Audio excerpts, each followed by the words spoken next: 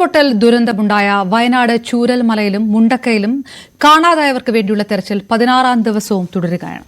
ദുരന്തമേഖലയിൽ ശക്തമായ മഴ ഇടവിട്ട് പെയ്യുന്നുണ്ടെങ്കിലും ഇത് വകവയ്ക്കാതെയാണ് രക്ഷാദൌത്യം. ചാലിയാർ പുഴയുടെ ഇരുകരകളിലും എൻഡിആർഎഫും അഗ്നിശമന സേനയും എസ്ഒജിയും ചേർന്നാണ് തെരച്ചിൽ നടത്തുന്നത്. ഡാൻ കുര്യന്റെ റിപ്പോർട്ടിലേക്ക്. ചൂരൽമലയിലെ ഉരുൾപൊട്ടൽ ദുരന്തത്തിൽ കാണാതായ 118 പേർക്ക് വേണ്ടിയുള്ള തെരച്ചിലാണ് 16ാം ദിവസത്തിലും വിവിധ മേഖലകൾ കേന്ദ്രീകരിച്ചുകൊണ്ട് തുടരുന്നത്. ചാലിയാർ പുഴയുടെ പ്രധാനപ്പെട്ട കൈവരികൾ, അതോടൊപ്പം തന്നെ മുണ്ടരി ഫാം മുതൽ പരപ്പാൻപാറ വരെയുള്ള പ്രദേശം, ഈ പ്രദേശങ്ങളായിരുന്നു കഴിഞ്ഞ 2 ദിവസമായി തുടർച്ചയായി തെരച്ചിൽ നടന്നത്. അതിനിടയിലാണ് കഴിഞ്ഞ ദിവസം അതിശക്തമായ മഴ ഈ ദുരന്തമുണ്ടായ മേഖലകളിൽ പെയ്തത്. വലിയ ഒഴുക്കുണ്ടായിരുന്നു. അതുകൊണ്ട് തന്നെ ഇപ്പോൾ വലിയ ചതുപ്പാണ് മേഖലകളിലൊക്കെ. അവിടേക്ക് ഇറങ്ങിച്ചെന്ന് തെരച്ചിൽ നടത്തുക എന്നതേറെ ദുഷ്കരമായ ഒരു സാഹചര്യം കൂടിയായി മാറിയിരിക്കുകയാണ്. അതിനിടയിലാണ് മുഖ്യമന്ത്രിയുടെ അധ്യക്ഷതയിൽ ക്യാബിനറ്റ് യോഗം ചേർന്ന് മന്ത്രിസഭാ ഉപസമിതിയെ, അതായത് ഇവരുടെ പുനരധിവാസം അടക്കമുള്ള കാര്യങ്ങളെ നടപടിക്രമങ്ങൾ വേഗത്തിലാക്കുന്നതിന് വേണ്ടിയിട്ടുള്ള പ്രവർത്തനങ്ങൾ ഏകോപിപ്പിക്കുന്നതിനുള്ള തീരുമാനം കൈക്കൊണ്ടിരിക്കുന്നത്. അതോടൊപ്പം തന്നെ ലീഗൽ ഹെയർഷിപ്പ് അടക്കം കാലതാമസം നേരിടേണ്ടി വരുന്ന എല്ലാ കാര്യങ്ങളും എത്രയും പെട്ടെന്ന് വേഗത്തിലാക്കാനായി നടപടികൾ കൂടുതൽ ഊർജിതമാക്കിയിരിക്കുകയാണ് എന്നാണ് മന്ത്രിസഭാ ഉപസമിതിക്ക് നേതൃത്വം നൽകുന്ന റവന്യൂ മന്ത്രി കെ രാജൻ അദ്ദേഹം മാധ്യമങ്ങളോട് പ്രതികരിച്ചത്. ഇവിടുത്തെ ദുരന്ത ബാധിത പ്രദേശങ്ങളിൽ നടത്തേണ്ട പ്രവർത്തനങ്ങളെ സംബന്ധിച്ച് മുഖ്യമന്ത്രിയുടെ അധ്യക്ഷതയിൽ വളരെ കൃത്യമായി തീരുമാനിച്ചിട്ടുണ്ട്. മുഖ്യമന്ത്രി തന്നെ പത്രസമ്മേളനം നടത്തി എല്ലാവരോടും ആ കാര്യങ്ങൾ വെളിപ്പെടുത്തുകയും ചെയ്തിട്ടുണ്ട്. മരണപ്പെട്ടവരുടെ ധനസഹായം 4 ലക്ഷം എന്നുള്ള STRF-ൽ 2 ലക്ഷം കൂടി മുഖ്യമന്ത്രിയുടെ പ്രത്യേക ദുരിതാശ്വാസ നിധിയിൽ നിന്ന് ഉൾപ്പെടുത്തി 6 ലക്ഷമായത്, കണ്ണും കൈകാലുകളും നഷ്ടപ്പെട്ടവർക്ക് STRF പറയുന്നതിനേക്കാൾ 50,000 75,000 അധികം കൊടുക്കുന്നതിന്, സ്ഥിരമായി ചികിത്സയ്ക്കുള്ളവർക്ക് വേണ്ട പണം കൊടുക്കുന്നതിനും ഒക്കെയുള്ള സംവിധാനങ്ങൾ. അതുപോലെ തന്നെ വളരെ പ്രധാനമായിട്ടും ഇന്ന് എടുത്ത തീരുമാനം, ഇനി ലീഗൽ ഹെയർഷിപ്പ് സർട്ടിഫിക്കറ്റിന്റെ കാലതാമസത്തിന് വൈകാതെ നമ്മൾ നേരത്തെ കോവിഡ് കാലത്ത് കൊടുത്തതുപോലെ ഡിസാസ്റ്റർ മാനേജ്മെന്റ് ആക്ടിന്റെ സെക്ഷൻ 19 പ്രകാരം പ്രത്യേകമായിട്ടുള്ള STMAയുടെ അധികാരം ഉപയോഗിച്ചുകൊണ്ട് നെക്സ്റ്റ് ഓഫ് കിൻ എന്ന നിലയിൽ ഏറ്റവും അടുത്ത ആശ്രിതർക്ക് ഇത് കിട്ടാവുന്ന വിധത്തിൽ കാലതാമസങ്ങളൊന്നുമില്ലാതെ എല്ലാവർക്കും സൌകര്യങ്ങൾ ലഭ്യമാക്കുക എന്ന വിധത്തിലുള്ള പരിപാടികളാണ് തീരുമാനിച്ചിട്ടുള്ളത്. അതേസമയം പുനരധിവാസത്തിന്റെ ഭാഗമായി 12 ക്യാമ്പുകളിലായി നിലവിൽ കഴിയുന്ന കുടുംബങ്ങളെ 580-ലേറെ കുടുംബങ്ങളുണ്ട് എന്നാണ് ഔദ്യോഗിക വിശദീകരണം. ആ കുടുംബങ്ങളെ പ്രധാനമായി വാടക വീടുകളിലേക്ക് മാറ്റുന്ന നടപടികൾ വേഗത്തിലാക്കിയിട്ടുണ്ട്. എത്രയും പെട്ടെന്ന് തന്നെ ഈ ഓഗസ്റ്റ് മാസത്തിൽ തന്നെ ആ നടപടിക്രമങ്ങൾ പൂർത്തിയാക്കാനുള്ള പ്രവർത്തനങ്ങളാണ് പുരോഗമിക്കുന്നത്. സ്കൂളുകളിൽ ക്യാമ്പുകൾ പ്രവർത്തിക്കുന്നത് മൂലം വിദ്യാഭ്യാസം മുടങ്ങിയിരിക്കുന്ന ഒരു സാഹചര്യമുണ്ട്. അത് അങ്ങനെ അങ്ങ് തുടരാൻ കഴിയാത്ത ഒരു പശ്ചാത്തലത്തിൽ അടിയന്തരമായി തന്നെ ഈ ക്യാമ്പുകളായി പ്രവർത്തിക്കുന്ന സ്കൂളുകളിൽ നിന്ന് കുടുംബങ്ങളെ മറ്റ് സ്ഥലങ്ങളിലേക്ക്, വാടക വീടുകളിലേക്ക് മാറ്റുന്നതിനുള്ള നടപടികൾ സ്വീകരിക്കുമെന്നും റവന്യൂ മന്ത്രി വ്യക്തമാക്കിയിരിക്കുന്നു. ആ കുടുംബങ്ങൾക്കുള്ള മുഴുവൻ വാടകയും സർക്കാർ തന്നെയായിരിക്കും വഹിക്കുക. അതോടൊപ്പം ധനസഹായം മുൻ സ്റ്റേറ്റിൽ നിന്നും വ്യത്യസ്തമായാണ് വലിയ തുക ധനസഹായമായി നൽകാനുള്ള ഒരു തീരുമാനത്തിലേക്ക് എത്തിയിരിക്കുന്നത്.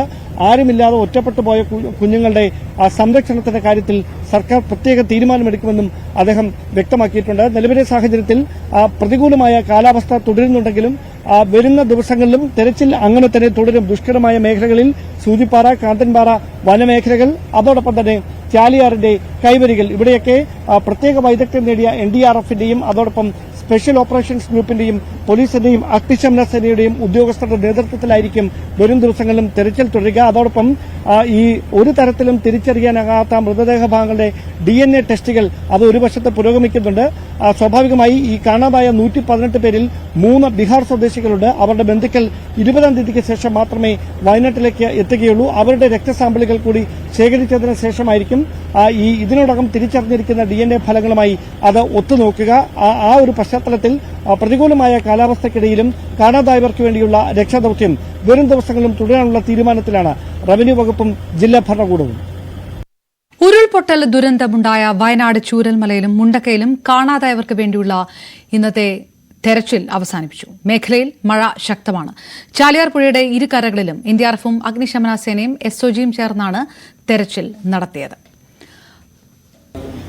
ഉരുൾപൊട്ടൽ ദുരന്തത്തിൽ കാണാതായവർക്ക് വേണ്ടി ചാലിയാർ പുഴയുടെ തീരങ്ങളിൽ പ്രധാനമായി മുണ്ടേരി ഫാം മുതൽ പരപ്പൻപാറ വരെയുള്ള പ്രദേശം കേന്ദ്രമാക്കിയാണ് കഴിഞ്ഞ ദിവസങ്ങളിൽ ഇതുപോലെ ഇന്നും തെരച്ചിൽ നടന്നത്. പക്ഷേ കഴിഞ്ഞ ദിവസം ഉച്ചയ്ക്ക് ശേഷം അതിശക്തമായ മഴ പ്രദേശങ്ങൾ ഉണ്ടായിരുന്നു. അതേ തുടർന്ന് വലിയ തരത്തിൽ നീരൊഴുക്ക് വർദ്ധിച്ചിട്ടുണ്ട് ഈ വഴിയിലെല്ലാം. സമാനമായ സാഹചര്യമാണ് ഇന്നും. ഉച്ചയ്ക്ക് ശേഷം അതിശക്തമായ മഴയാണ് ദുരിത മേഖലയിൽ മുഴുവൻ ഉണ്ടായത്. ആ പശ്ചാത്തലത്തിൽ തെരച്ചിൽ വൈകുന്നേരത്തോടെ അവസാനിപ്പിക്കുകയായിരുന്നു. എന്തായാലും ഇനി അങ്ങോട്ട് ഈ രീതിയിൽ തെരച്ചിൽ തുടരുകയെന്ന് പറയുന്നത് ദുഷ്കരമായ ഒരു ദൌത്യമാണ് എന്നാണ് ഉദ്യോഗസ്ഥർ പറയുന്നത്. അതേസമയം നിലവിലത്തെ സാഹചര്യത്തിൽ ഈ കാണാനില്ലെന്ന പരാതിയുമായി മുമ്പോട്ടെത്തിയവരുടെ ആശങ്ക അങ്ങനെ നിലനിൽക്കുന്ന സാഹചര്യത്തിൽ അവരുടെ ആശങ്കയ്ക്ക് പരിഹാരം കാണുന്നതുവരെ തെരച്ചിൽ തുടരും എന്നാണ് റവന്യൂ മന്ത്രി അടക്കം വ്യക്തമാക്കിയത്. എന്തായാലും ഒരു കാര്യം ഉറപ്പാണ്, തുടർച്ചയായ 16ാം ദിവസവും ദുഷ്കരമായ ഒരു മേഖലയിലാണ് ഇപ്പോൾ ഈ കാണാതായവർക്ക് വേണ്ടിയുള്ള തെരച്ചിൽ പുരോഗമിക്കുന്നത്. അതുകൊണ്ട് തന്നെ സന്നദ്ധ പ്രവർത്തകരെ അടക്കം ഇപ്പോൾ നടക്കുന്ന തെരച്ചിലിൽ ഈ ചാലിയാർപുഴയുടെ തീരങ്ങളിൽ നടക്കുന്ന തെരച്ചിലിൽ പങ്കാളികളാക്കുന്നില്ല. കാരണം അതിൽ വൈദഗ്ധ്യമുള്ള ഉദ്യോഗസ്ഥർക്ക് മാത്രമേ ഇവിടെ ഈ തെരച്ചിലിന് നേതൃത്വം നൽകാൻ കഴിയുകയുള്ളൂ എന്നാണ് ഉദ്യോഗസ്ഥരുടെ ഭാഗത്തുനിന്ന് ലഭ്യമാകുന്ന സൂചന. ഡാൻ കുര്യന്റെ റിപ്പോർട്ടാണ് കണ്ടത്. വയനാട് ദുരന്തത്തിൽ 230 മൃതദേഹങ്ങളും 206 ശരീരഭാഗങ്ങളും ഔദ്യോഗികമായി കണ്ടെത്തിയെന്ന് മുഖ്യമന്ത്രി. 118 പേരെയാണ് കാണാതായിട്ടുള്ളത്. DNA പരിശോധന തുടരുന്നുവെന്നും മുഖ്യമന്ത്രി പറഞ്ഞു. ദുരന്തത്തിന്റെ അടിസ്ഥാനത്തിൽ മറ്റ് വികസന പ്രവർത്തനങ്ങൾ മാറ്റിവെക്കേണ്ടതുണ്ടോ എന്ന് പഠിക്കേണ്ടതുണ്ടെന്നും നേരത്തെ തുരങ്കപാതയുമായി ബന്ധപ്പെട്ട എല്ലാ പഠനങ്ങളും നടന്നിട്ടുണ്ടെന്നും മുഖ്യമന്ത്രി പറഞ്ഞു. വയനാട് തുരങ്കപാത നിർമ്മിക്കുന്നതുമായി ബന്ധപ്പെട്ട ചോദ്യത്തിനാണ് മുഖ്യമന്ത്രിയുടെ പ്രതികരണം. വിലങ്ങാടിന് സ്പെഷ്യൽ പാക്കേജ് നടപ്പാക്കുമെന്ന് മുഖ്യമന്ത്രി പറഞ്ഞു. വിലങ്ങാട് ദുരന്തത്തിൽ രേഖകൾ നഷ്ടപ്പെട്ടവർക്ക് പകരം ലഭ്യമാക്കും. മേഖലയിൽ വൈദ്യുതി ബന്ധം പുനഃസ്ഥാപിച്ചു. അതിവേഗം ആശ്വാസവും പുനരധിവാസവും സാധ്യമാക്കുമെന്നും മുഖ്യമന്ത്രി ഉറപ്പു നൽകി.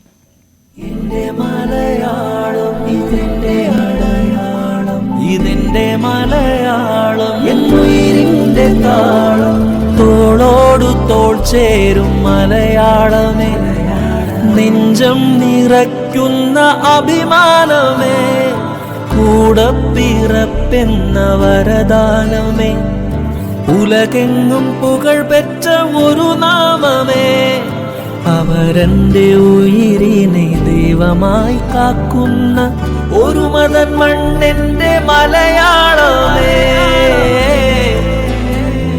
ഇതെന്റെ മലയാളം ഇതെന്റെ അടയാളം എന്റെ മലയാളം എന്നുയിരിന്റെ താളം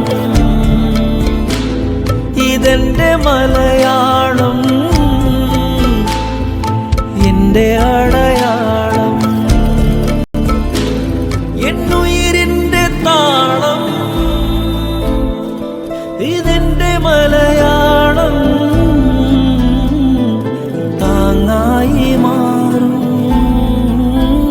നമ്മൾ തോളോടു തോൾ ചേരും അടയാളം എന്നും കൈതാങ്ങും പുണ്യമെൻ മലയാളം എന്റെ മലയാളം ഇതെന്റെ അടയാളം ഇതെന്റെ മലയാളം.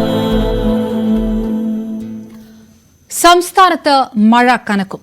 എല്ലാ ജില്ലകളിലും മുന്നറിയിപ്പെന്ന് കാലാവസ്ഥാ കേന്ദ്രം. എറണാകുളം, തൃശൂർ ജില്ലകളിൽ ഓറഞ്ച് അലർട്ട്. മറ്റെല്ലാ ജില്ലകളിലും യെല്ലോ അലർട്ടാണ്. കേരള, ലക്ഷദ്വീപ് തീരങ്ങളിൽ മത്സ്യബന്ധനത്തിന് ഇറങ്ങരുതെന്നും ജാഗ്രതാ നിർദ്ദേശമുണ്ട്. തെക്കൻ ശ്രീലങ്കയ്ക്ക് മുകളിൽ ചക്രവാത ചുഴി രൂപപ്പെട്ടതും ന്യൂനമർദ്ദപാത്തി സ്ഥിതി ചെയ്യുന്നത് മൂലം 5 ദിവസം വ്യാപകമായ ഇടിമിന്നലോടുകൂടിയ മഴയുണ്ടാകും. ഓഗസ്റ്റ് 15 വരെ അതിശക്തമായ മഴയ്ക്കും 17 വരെ ശക്തമായ മഴയ്ക്കും സാധ്യതയുണ്ടെന്നും കേന്ദ്ര കാലാവസ്ഥാ വകുപ്പ് അറിയിച്ചു.